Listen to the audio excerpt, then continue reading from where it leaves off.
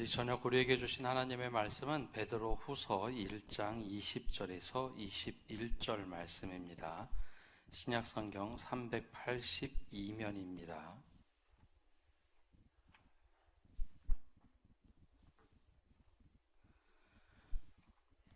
우리 말씀이 짧습니다. 우리 두 절 한 목소리로 함께 읽겠습니다. 먼저 알 것은 성경의 모든 예언은 사사로이 풀 것이 아니니 예언은 언제든지 사람의 뜻으로 낸 것이 아니요 오직 성령의 감동하심을 받은 사람들이 하나님께 받아 말한 것임이라. 아멘. 오늘은 지난번부터 시작했던 웨스트민스터 신앙고백의 두 번째 시간으로 성경 말씀에 대한 5가지 후반에 대한 것들을 좀 함께 보려고 합니다.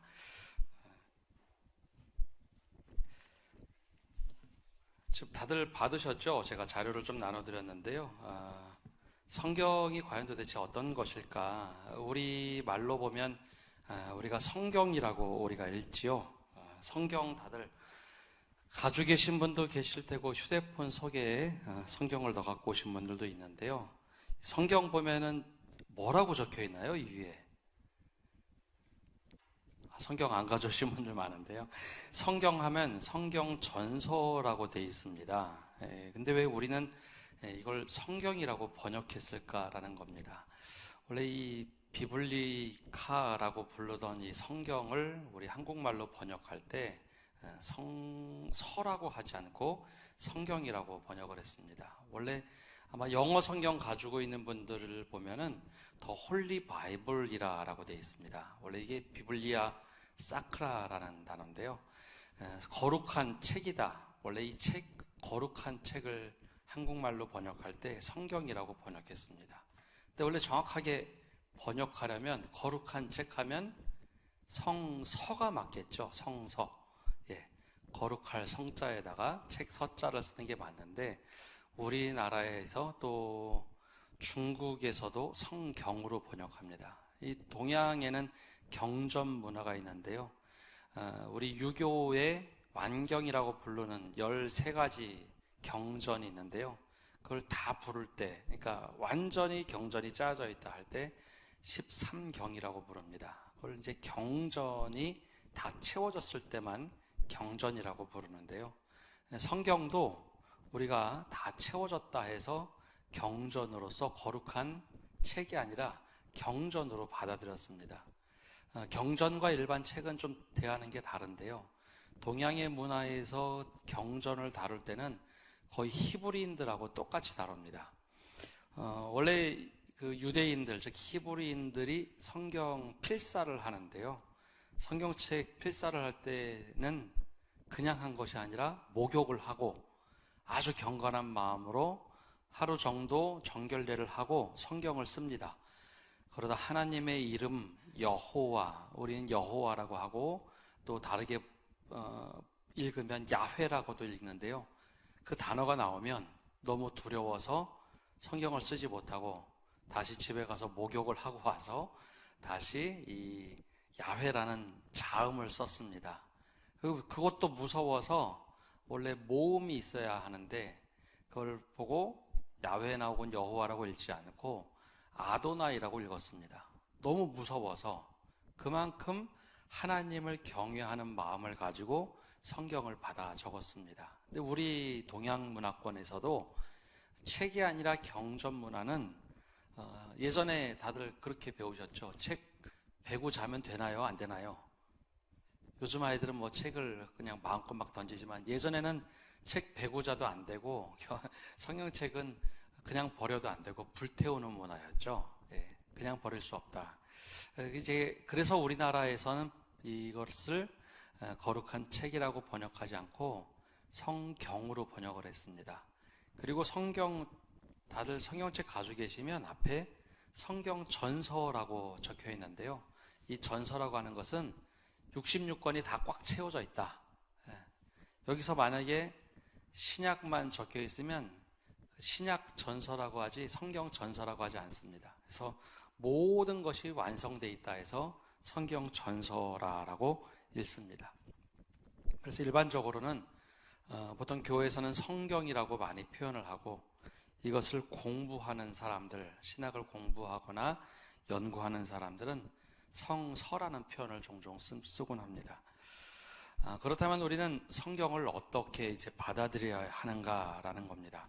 오늘 제가 나눠드린 글을 보면 첫 번째 6항에 나오는데요. 6항 앞부분만 좀 읽어보면 한번 글을 띄워주시면 함께 읽어보겠습니다. 성경을 어떻게 이해해야 하는가?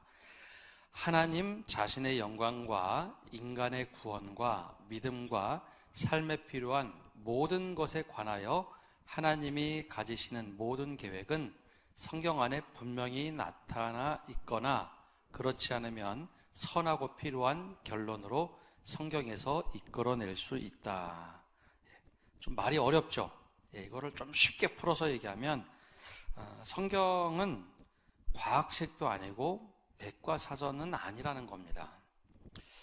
성경에 모든 것이 다 담겨 있다라고 이해할 수도 있겠지만 실제 성경은 하나님께서 우리에게 구원을 주시기에 온전하게 모든 내용이 담겨 있지만 우리가 예를 들어서 수학이나 과학이나 물리에 대한 그런 내용들 혹은 부동산이 오를 건가 내릴 건가 그런 내용들은 담겨 있지 않다는 겁니다.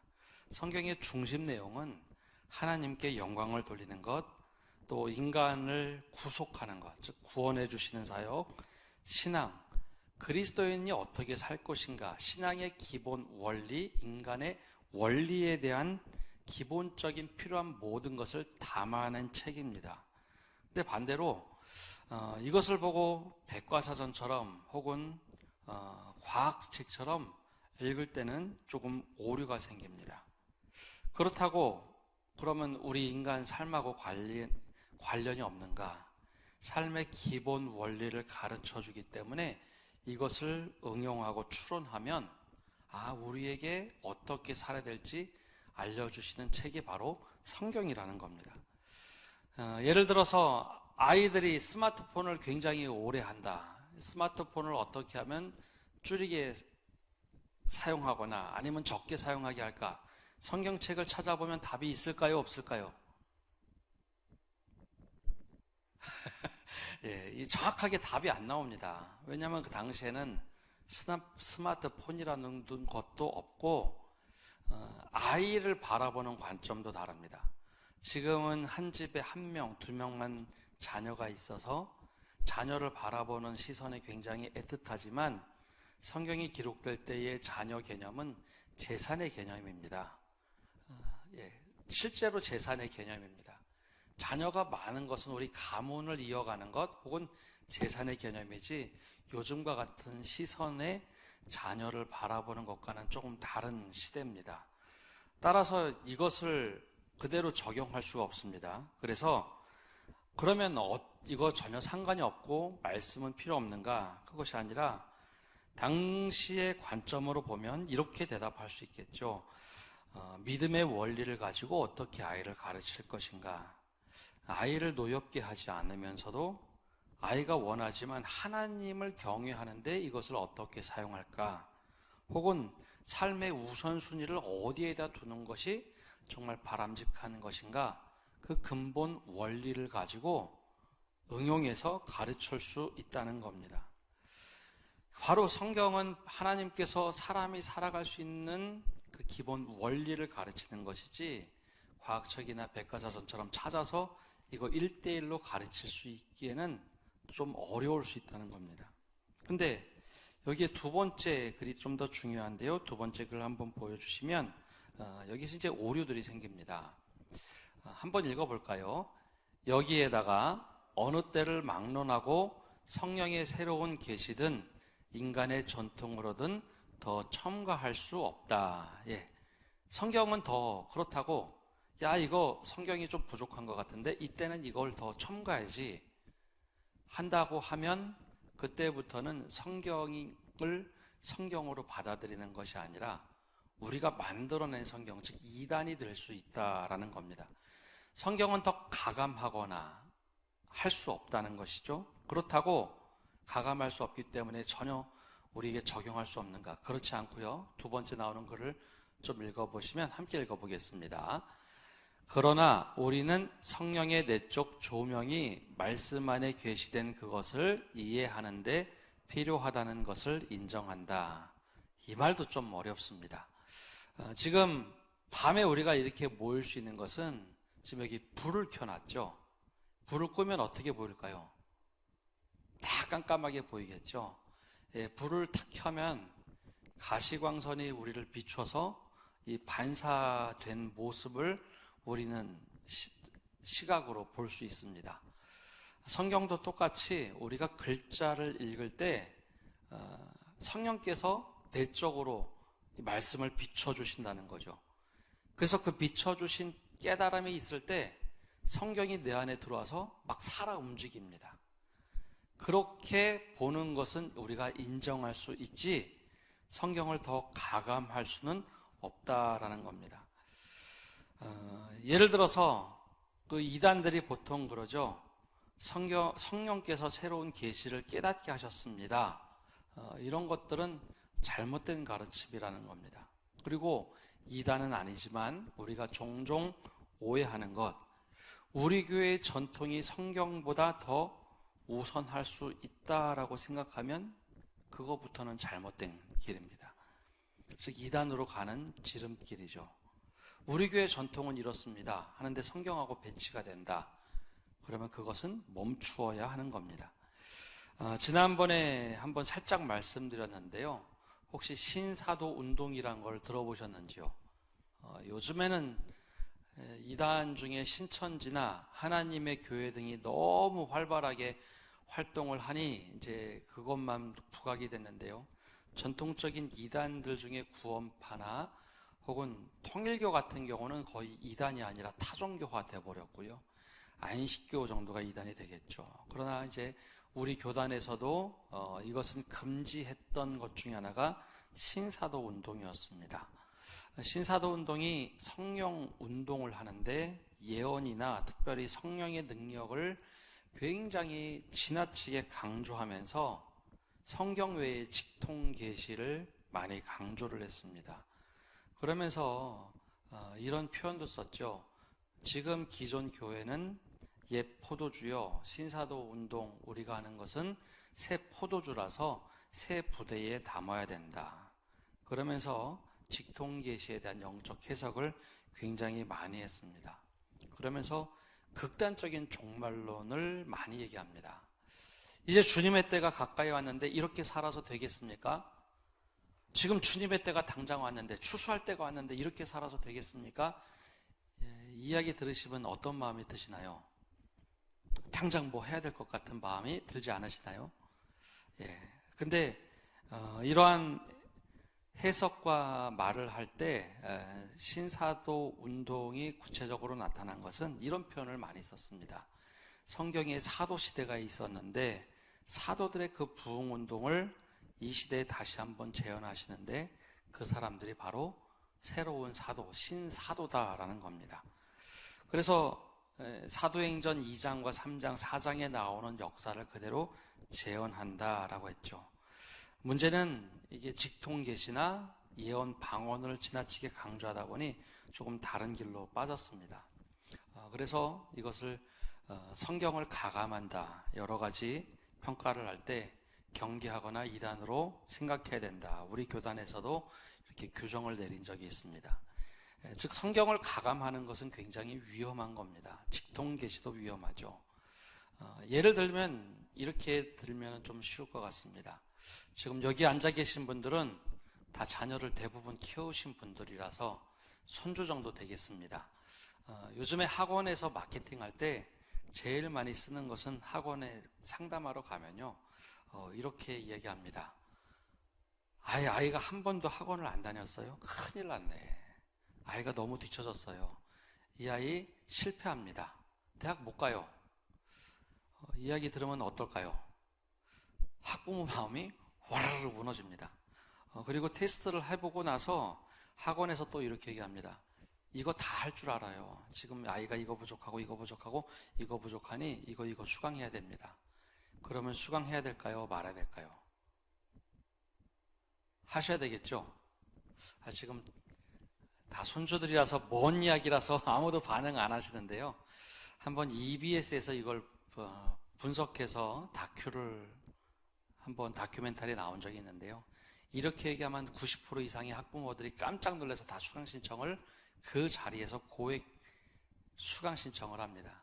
근데 실제로 학력 평가를 해보니까 그렇지 않다는 겁니다. 불안감을 조정하는 건데요. 이단들이 그런 불안감을 조정합니다. 지금 당장 하나님의 때가 됐고 종말의 때가 됐고 믿음의 사람들이 어떻게 이렇게 살 수 있어? 막 불안감을 부추기면 그거 해야 될 것 같죠. 그런데 성경 말씀을 바르게 우리가 이해하고 잘 이해한다면 성경에는 그런 말씀이 거의 나오지 않는다는 겁니다. 오늘을 종말로서 하루하루를 그렇게 살아가는 것이 중요한 것이지, 하나님의 때가 갑자기 어느 날 왔다고 해서 갑자기 우리의 삶이 막 바뀌어서 사는 것이 아니라 오늘을 마지막처럼 사는 것이 종말론의 핵심입니다. 당장 내일, 아니 오늘 주님이 오신다면 나는 어떻게 살고 있을까? 어떻게 살까? 그 믿음을 가지고 사는 것이죠. 다시 성경으로 돌아와 보면 바르게 이해하지 못하면 두렵습니다. 그래서 수많은 사람들의 이야기에 흔들릴 수 있습니다. 그래서 성경을 가감하는 이야기들을 잘 구분할 수 있어야 됩니다. 반대로 이와 달리 성령께서 내적 조명하셔서 우리에게 말씀하시는 구체적인 말씀들이 있습니다. 우리는 이것을 쉐마라고도 하고 들으라 이스라엘아, 듣는 말씀 쉐마라고도 부르고 여러 가지로 이해를 하는데요. 성령께서 우리에게 내적 조명을 해서 하시는 말씀의 기본 원리들이 있습니다. 이 말씀이 성령의 열매를 맺을 수 있는가? 사랑, 희락, 화평에 합당하게 내가 지금 이해를 하고 있는가?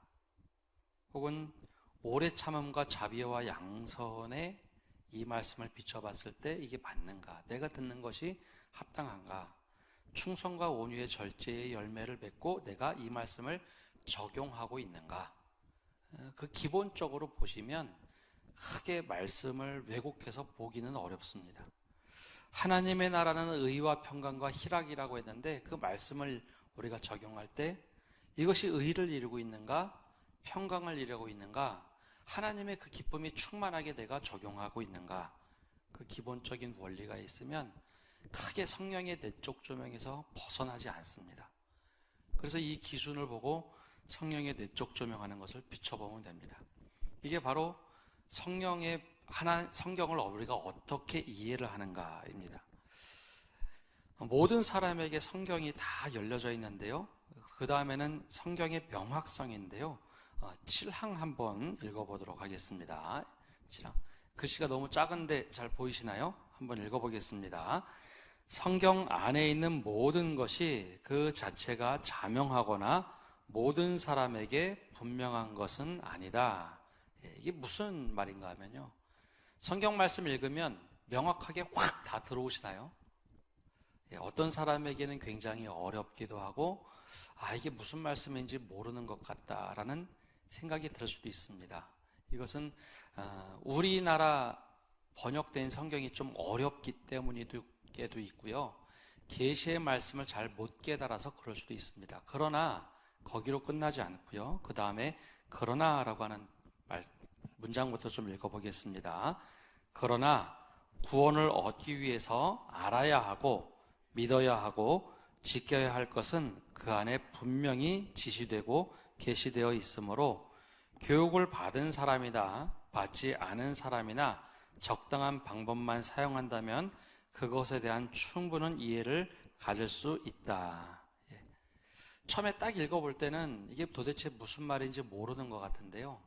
성경은 하나님께서 사람들에게 깨닫도록 하신 지혜라서 그 방법을 알고 지켜야 할 것을 조금만 배우기만 하면 교육을 많이 받은 사람이나 교육을 아예 안 받은 사람이나 그것을 이해하는 데는 전혀 지장이 없다는 겁니다. 제가 이제 목회를 할 때도 한번 그런 경험이 있었고요. 제가 모교회에서 교사를 할 때도 이런 경험이 있었는데요. 교회 학교를 나눌 때 보통 어떻게 나누나요? 유치부 나누고 초등부, 소년부, 혹은 중등부, 고등부 이렇게 나누죠. 왜 이렇게 나눌까요? 학교에서는 왜 이렇게 나눌까요? 이게 보통 이제 일반적으로 인지 발달 이론 때문에 아이들이 인지 발달에 따라서 그 그룹을 모아놓고 그 그룹 인지 발달 단계에 따라서 교육을 해야 된다 하는 그 과정 때문에 우리가 자연스럽게 그렇게 따라왔습니다. 그래서 모든 교회들이 유치부 따로 만들고 1, 2, 3학년 초등부 혹은 4, 5, 6학년 초년부, 중등부, 고등부 이렇게 나눠서 교육을 합니다.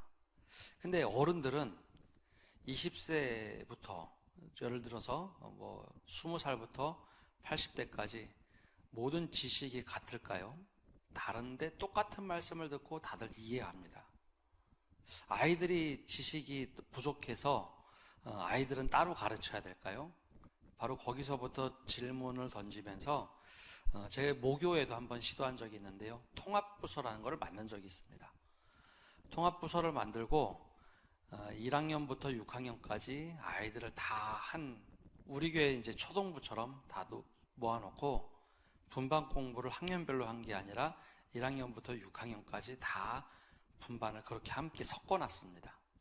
그리고 나서 모든 공학 공부는 이야기식으로 가르쳤습니다. 그래서 1학년부터 6학년까지 함께 있는데 희한한 일들이 벌어졌습니다. 이야기로 성경 공부를 했는데 아이들을 이해하는 게 학년별로 나눠놓을 때랑 전학년부 통합해놨을 때랑 다를까요? 같을까요? 더 좋았을까요? 이렇게 물어보는 이유는 더 좋았겠죠? 1학년부터 6학년까지 모아놓고 이야기로 성경을 가르쳤는데 아이들의 이해가 더 좋았었습니다. 왜 그런가 보니 6학년들이 가르쳐줍니다. 6학년들이 1, 2학년들 잘 이해를 못하면 야 이거 이렇게 하는 거야? 이거 잘못 생각했어? 이렇게 하는 거야? 하면서 말씀을 가르쳐 주니까 다 이해를 하더라라는 거죠. 하나님의 말씀은 구원의 신비를 담고 있고 모든 사람을 향해서 열린 말씀이기 때문에 때로는 우리가 생각하는 인지 발달과 다르게 모든 사람이 조금만 방법론만 알면, 영적으로 눈이 깨지는 방법론만 알면 말씀을 이해하게 됩니다. 그래서 예전에 우리나라에 복음이 들어왔을 때 저 시골에서 글자 하나도 모르던 할머니들께서 복음을 이해하기 시작했고, 함께 교육을 많이 받은 사람도 복음의 말씀을 동일하게 이해를 했습니다. 이게 바로 복음의 명확성, 성경의 명확성이라는 겁니다. 우리는 많이 공부해야 알 것 같은데 성경은 진리를 담고 있기 때문에요. 진리라는 것은 아주 단순하게도 얘기할 수 있어야 되고 그 깊이를 아주 깊이 설명할 수도 있는 게 진리입니다. 그래서 진리의 말씀은 어리거나 나이가 많거나에 상관없이 모두에게 똑같이 다가가는데 조금의 방법론과 이해하는 방법만 알면 진리는 우리가 충분히 다 이해할 수 있습니다. 단 진리의 깊이는 좀 다를 수 있습니다. 진리의 깊이는 서로 다를 수 있습니다. 똑같은 말씀을 들어도요, 어떤 사람은 광맥을 찾듯이 깊이 이해하는 사람이고 어떤 사람은 얕은 물처럼만 이해할 수 있습니다. 그러나 분명한 것은 명확하게 할 수 있다는 것이죠. 그 다음에는 8번의 이야기인데요. 성경의 즉시적 영감, 보존과 번역이라는 겁니다. 이 앞부분만 좀 저희가 같이 좀 읽어보겠습니다. 좀 글씨가 많은데요. 천천히 좀 읽어보겠습니다. 하나님의 옛 백성의 모국어인 히브리어로 기록된 구약 성경과 기록될 당시 여러 민족에게 가장 보편적으로 알려져 있던 그리스어로 기록된 신약 성경은 하나님의 감동을 직접 받았을 뿐만 아니라 하나님의 단독적인 보호와 섭리로서 세세토록 순결하게 보존되어 왔으므로 신뢰할 만하다. 여기선 제가 아멘을 안 합니다. 이게 교리에 대한 이야기인데요. 원래 성경은 히브리어와 그리고 헬라어로 기록된 성경입니다. 근데 이것이 문화의 옷을 가지고 있어서 각 나라 말로 번역이 필요했습니다. 근데 우리나라 지금 우리가 살고 있을 때는 성경 번역한다 그러면 너무나 당연하게 생각하는데요. 실제 성경은 번역된 적이 별로 없습니다. 1500년대까지만 해도 라틴어로만 성경을 읽었지 성경을 각 나라 언어로 번역을 한 적이 없습니다. 근데 종교개혁이 일어나면서 성경을 각 나라 언어로 번역을 했죠. 우리나라에는 성경이 굉장히 지금 많이 번역되어 있습니다. 우리가 가지고 있는 성경은 개역 개정만 아시죠? 우리 개역 성경은 알고 계시죠? 예, 개역 성경 한번 그 성서공회에서 번역한 걸 제가 좀 보여드리면요. 지금 성서공회에서 번역한 성경 한번 띄워보시겠어요? 성서공회에서 번역한 게 이 정도가 됩니다. 생각보다 많죠? 개역 한글 성경은 52년과 62년에 번역했는데요. 그 전에 한 8권에서 9권 정도의 성경이 이미 번역된 쪽복음이 있습니다. 부분 번역하다가 52년에 번역을 처음으로 완역을 했는데 그게 개역 성경입니다. 근데 개역 성경에는 그 당시 문법을 따랐는데 대표적인 게 가라사대. 지금은 그 표현 안 쓰지만 1940년대 50년대는 가라사대라는 말을 실제로 많이 썼다고 하죠. 그래서 그 당시의 문화로 가라사대라는 단어들이 많이 들어가 있죠. 그 다음에 세번역을 번역했고 그 다음에 개정 성경이 98년에 그 다음에 공동번역 성경이라는 것 혹시 들어보셨는지 모르겠지만 카톨릭과 함께 우리가 성경을 써보자. 그래서 저기 보면 잘 보이실려나 모르겠습니다. 공동번역 성서라고 해놨죠. 예, 저게 좀 다른 겁니다. 왜 성서라고 했을까요? 성경 그러면 66권에 해당되는 말을 할 때만 성경을 씁니다. 근데 저기서는 외경이 들어가 있었기 때문에 성경이라고 붙이지 않고 공동번역 성서 개정판은 99년에 나왔는데요. 저 번역이 조금 다릅니다. 틀린 게 아니라 다른데요.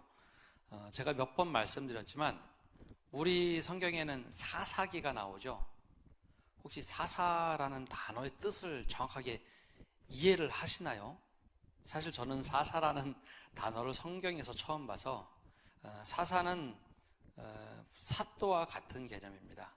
그 종교 재정 일치가 되어서 종교적으로도 지도자고 정치적으로도 지도자 두 가지를 합친 사람 재정 일치 사회에서 아주 독특한 직책인데요. 사또라고는 할 수 없고 사사라고 번역했고 그 공동번역 성경에서는 판관기라고 번역을 합니다. 포청천 있죠. 예전에 포청천은 그게 판관입니다. 그래서 판관기라고 번역을 했습니다. 우리 성경에서는 뭐 100부장, 1000부장, 10부장 그렇게 하는데 카톨릭의 저 공동번역 성경에서는 사사, 중사, 상사 그렇게 나누면서 군대 조직으로 우리가 이해하기 쉽게 번역을 해놨습니다. 그래서 성경을 볼 때 이게 잘 이해가 안 간다 그러면 저런 번역본 성경을 보시면 좀 이해가 쉽습니다. 그 외에도 표준 새번역, 새한글 성경인데 제가 일부러 가져왔는데 새한글 성경은 완전히 현대어로 되어 있습니다. 그래서 이 현대어 성경으로 읽으면 시편 같은 경우는 좀 이상합니다. 그냥 완전히 우리가 일상 용어 쓰는 것대로 번역을 해놔서 좀 어색하긴 하지만 그래도 이해하는 데는 너무 좋고요. 간혹 제가 유진 피터슨의 메시지 성경을 인용할 때가 있습니다. 그 목사님은 성경의 의미를 여러 번 이제 읽은 다음에 이거는 현대어로 이렇게 해석을 하면 좋겠다 하면서 메시지 성경을 번역했는데 성경의 의미가 정확하게 전달이 안 되는 경우도 있지만 이해하기에는 너무나 좋은 잘 번역한 성경입니다. 그거 외에도 어린이들은 어린이 성경도 쓰고요. 여러 가지를 씁니다. 제가 왜 이 말씀을 드리냐면 간혹 우리가 오해하는 게 있는데요. 성경에서 1.1획도 바꾸면 안 된다라는 원칙을 다들 알고 계시죠? 거기서 말하는 1.1획도 바꾸면 안 된다라고 하는 의미들은 히브리어 때문에 그렇습니다. 히브리어는 점하고 획이 모음인데요. 점을 잘못 찍으면 뜻이 바뀌어버립니다. 그리고 획을 잘못 쓰면 또 뜻이 바뀌어버립니다. 그래서 그만큼 정확하게 하나님의 뜻을 바르게 이해한다라고 해서 그렇게 정해놓은 겁니다. 근데 여기서 한 가지 이제 조금 걱정되는 것은 성경을 여러 가지로 번역하다 보면 이제 젊은 세대는 안 그런데 어르신들은 이 성경의 권위가 떨어진다고 생각할 때가 있습니다. 성경은 오직 하나이어야 하는데 누구는 개혁 성경 가지고 다니고 누구는 개정 성경 가지고 다니고 어떤 교회는 세 번역을 쓰는 교회도 있고 하다 보면 성경을 함께 읽을 수가 없어요. 그러면 성경이 다르다, 이거 잘못된 것 아닌가 하는데 성경은 자신의 문화에 맞게 번역을 해서 우리가 이해하도록 쉽게 하는 것이 맞는 겁니다. 이게 지금 나온 신앙 고백문이 아니라 1600년대에 기록된 글입니다. 그래서 우리가 말씀을 볼 때 우리에게 맞는 또 이해하기 쉬운 말씀을 보라라는 것이죠. 그것에 조금도 부족함이 없다라는 겁니다. 그 다음에 이제 9번째 성경의 해석에 대한 건데요. 이것도 한번 함께 읽어보겠습니다. 성경을 해석하는 무오한 규칙은 성경 자체이다. 그러므로 어느 성경 한 구절이 내포하고 있는 참되고 충분한 의미에 관하여 여러 가지 의미가 있는 것이 아니라 하나밖에 없다. 무슨 의문이 있을 때에는 더 분명하게 말하는 다른 구절들을 통해서 고찰하고 이해해야 한다. 아마 이 얘기 많이 들어보셨을 텐데요. 성경은 성경이 해석한다. 이 성경 말씀 잘 이해가 되지 않으면 여러 가지 의미로 막 해석하는 경우가 있는데요. 성경은 성경이 해석을 합니다. 왜냐하면 그 자체로 완벽하기 때문에 성경의 해석에 있어서는 다른 것으로 해석할 수 없다라는 것이죠. 그래서 성경에 해석할 때 서로 연결되는 것이 중요한데요. 이단은 어떻게 할까요? 이단은 성경이 서로 해석하도록 할까요? 안 할까요? 이단도 그렇게 합니다. 그래서 그런 것들이 좀 어렵습니다. 여기 한번 보세요. 여기 이렇게 쓰여졌잖아요. 쭉 설명을 하는데 그 원칙은 그 교리에 맞게 다시 편집한 겁니다. 그래서 그게 딱딱딱 들어맞게 보이는데요. 그래서 아까 말씀드린 대로 성경 기본적으로 해석하는 원리에 대해서 알고 계셔야 됩니다. 이게 정말 사랑과 희락과 화평이 있는지, 자비와 양성과 충성이 열매를 맺고 있는지, 그 다음에 오래 참음, 자비, 양성, 충성, 온유, 절제들이 다 있는지, 의와 평강과 희락을 이루고 있는지 그 성령의 관점으로 보셔야 됩니다. 기본적인 성경에서 하는 말씀을 통해서 봐야지 갑자기 엉뚱한 말씀을 하면 그것은 이상하구나라고 한번 따져보셔야 됩니다. 그리고 마지막 10번째 성경을 어떻게 봐야 될까? 10번째 마지막으로 좀 보겠습니다. 최고 심판자는 성경 안에서 말씀하시는 성경 이외에 아무도 있을 수가 없다. 경전에 관한 모든 논쟁들은 성령에 의해 결정되어야 하고 공의회의 모든 결정들과 고대 저술가들의 의견들과 인간들의 교리들과 개인적인 마음들도 성령에 의하여 검토되어야 하며 성령의 판결에 순응해야 한다. 이게 지난번에도 한번 말씀드렸는데 로마 카톨릭은 성경보다 교황의 권위가 더 높다고 한번 잠깐 말씀드린 적이 있습니다. 교회에서 가장 우선이 되는 것은 성경입니다. 그래서 성경의 뜻이 교회와 충돌이 났을 때 당연히 교회가 바꾸는 것이 맞는 겁니다. 근데 의외로 그렇게 하지 않을 때가 있습니다. 왜 그런가 하면 내가 원하는 말씀대로 짜집기해서 여기에 말씀이 이렇게 돼 있는데 라고 말하기 때문이죠. 그래서 성경에 기본적으로 우리에게 도전하는 말씀을 보고 우리가 성경으로부터 얼마나 벗어났는가 그걸 딱 깨닫는 순간 딱 멈추고 다시 돌아가야 하는 것, 그게 바로 성경이 가지고 있는 최고의 권위입니다. 얼마 전에 우리 교단에서 한번 이런 일이 있어서 좀 시끄러웠는데요. 우리 교단의 이제 총회 중에 예전에부터 내려오던 아주 독특한 문구가 하나 있습니다. 법을 잠재한다라는 겁니다. 그런 말 들어보셨나요? 이 교회에서만 쓰는 건데요. 사회선 쓰면 큰일 나는 말입니다. 교회에 어떤 문제가 있어서 법이요, 우리 법대로 합시다. 근데 그 법이 이제 우리 교단에도 헌법이 있고 여러 가지 규칙들이 있는데요. 최근에도 이 말을 한번 쓴 적이 있습니다. 우리 법을 잠재하고 법이라는 것을 잠깐 수면 아래로 내려뜨리고 정말 우리가 어떻게 결정하는 것이 옳은 것인가 한번 이야기해 보자라고 하는 좀 원래 취지는 좋은 전통입니다. 그러니까 법보다 은혜가 더 중요하다는 거죠. 근데 원래 이 말의 취지가 있습니다. 우리가 만들어 놓은 전통이나 법이 너무나 중요하지만 그 말을 하게 된 이유는 성경의 말씀의 원리에 비춰봤을 때 이 법이 잘못됐을 때는 법을 잠재하자는 의미를 가지고 있습니다. 아무리 우리가 좋은 거를 만들어 놓고 결정했다 하더라도 이것이 잘못되면 법을 잠재하고 이렇게 결정하자. 순간에 법을 갑자기 바꿀 수는 없으니 원래 그런 전통인데 이번에는 그것을 좀 잘못 해석을 했습니다. 법을 잠재하고 라고 했는데 거기에는 다른 판결을 위해서 법을 잠재하고 옛날의 전통을 끌어가지고 와서 이야기해서 조금 문제가 됐었죠. 우리가 아무리 지금도 이제 교리를 제가 말씀을 드리고 있는데요. 이 교리가 성경 말씀과 다르게 해석을 했다. 그러면 어떻게 될까요? 그 또한 바꾸는 게 맞는 겁니다. 그게 바로 이제 성경의 최고의 권위가 있다라는 겁니다.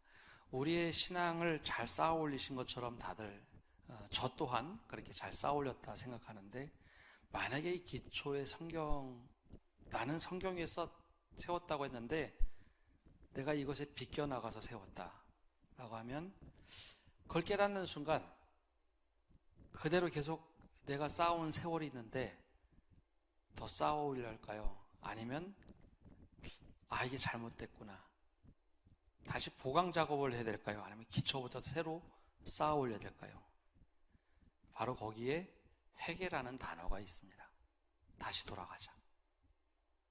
중간이 잘못되어 있으면 다시 돌아가자. 처음부터. 그게 바로 회개라는 단어의 출발입니다. 그래서 오늘 이 성경을 우리가 어떻게 이해할 거냐. 성경을 잘못 이해하면요. 믿음의 터가 잘못되어 있기 때문에 우리의 신앙이 무너질 수 있습니다. 그래서 오늘 말씀처럼 해석을 한다는 것, 모든 말씀은 사사로이 풀 것이 아니요 오직 성령의 감동하심을 받은 사람들이 하나님께 받은 말씀이 우리 서야 된다. 이 성경 말씀을 정말 소중하게 생각하시고 우리 믿음의 기초로 삼는 성도 여러분 되시기를 바랍니다. 기도하겠습니다. 하나님 감사합니다. 오늘도 저희가 수요 기도에 나와서 성경에 대하여 우리가 깊이 살펴보았습니다. 하나님 말씀은 이 성경을 통해서 우리가 교훈과 책망과 바르게 함과 의로 교육하기에 정말 말씀 속에 사로잡혀서 살도록 은혜 내려주시고 또 성경을 통하여 우리가 구원의 확증을 얻고 믿음의 견고한 반석에 설 수 있는 저희를 되도록 축복하여 주옵소서. 이 모든 말씀 예수님의 이름으로 기도합니다. 아멘.